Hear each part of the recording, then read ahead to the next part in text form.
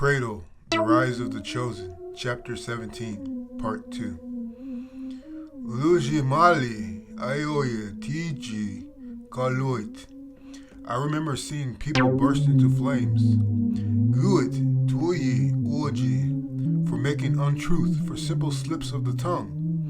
The Volcaman and I searched for the shaman, but he was ever elusive. Ninirtu, Volcaman, Huchimaanti. I saw the Volcaman bring down cyclones from the skies. Jikoli, Nietu, Veriti, Kohihman, Jul. I saw them build massive bases for the angels. Uit, in seconds. Tuli, Hinjiol, Yoti, Koji, Manu. They would speak of worlds that would fill me with hallucinations. Huji, Kikulomi, and they were unfazed. Zilu, Kulikoti, Manji, Uyumi, Tuji, Umi. When they finally fought, they were bloody and brutal. Piju, Gufi, all with no emotion. Huufi, at all. I spent decades with them at a time, and I still don't completely understand them, Josh elaborated. There was a long silence, and Josh seemed to be thinking about the war, too. Huji Mimal, so who won? Takuma asked. Huh?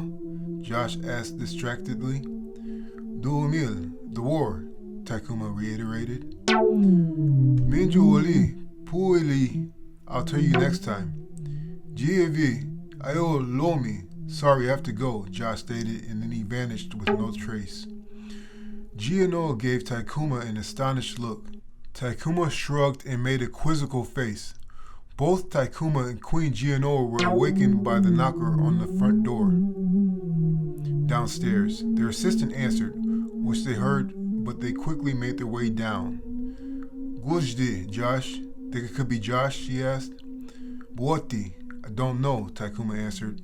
But as they arrived downstairs in the carpeted foyer, they saw it was just Hemi, or Porkchop, at the door. He was out of breath but quite heavy with news. They were back in the treasury vault and looking at a brand new pallet of golden bullion.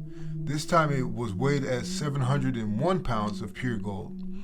Gianoa looked perplexed, and she just stood with her hands on her hips in thought for several moments. Bujiu, Josh, Goliti, Mumba. Hey, Josh said accept everything, Gianoa finally conceded. The rest of the night, neither could fall back asleep after the vault had been locked and secured. Gianoa didn't really want to talk, and Takuma just wished she would so he could hear his thoughts out loud. So he just massaged her hips and nuzzled in between her shoulder blades and embraced her until they had to get out of bed in the proper morning for their royal duties. They both were rudely yawning through the whole council updates. No one said anything, but some of the looks they got really summed up the giver's frustration. Nieti, Homuel, Iluki, Jamamini Haji. We still have a problem with theft in the meat market, said Councilman Nuki Bedani. Hijimakil, Unimal. Continue with the added security, the queen informed. Oya Jonti, and the arsonist? Asked the aide. Muniliti Fuejiu. Get the best investigator you can, Giano addressed. Uyol Huomi Hinti Finduki Noetimi Kulu. You know what? Me and my husband got no sleep last night. Solirutu. We have to adjourn for now, she said, and then both her and Takuma stood and left the council flabbergasted and walked back to their residence home and crashed on their bed. It was a little past midnight, and the husband and wife were sitting up in bed, wide awake because they slept all day, and were talking here and there. Gianoa stood up in her bra and panties a few times to look out the balcony window at the ocean and the starry sky. Takuma felt a little bored, but just tried to entertain Gianoa the best he could to keep them both preoccupied with their free time. A knock came on their bedroom door quickly after. Yuomi, Aoyu, Josh. It's me, Josh. Gianoa quickly hopped into bed and covered herself up with sheets. Hoji Mali, come in, Takuma finally said. Josh came in and stood still in front of the door. He cleared his throat. Tio Giomani, sol til, yonti tati rimba, no tilom.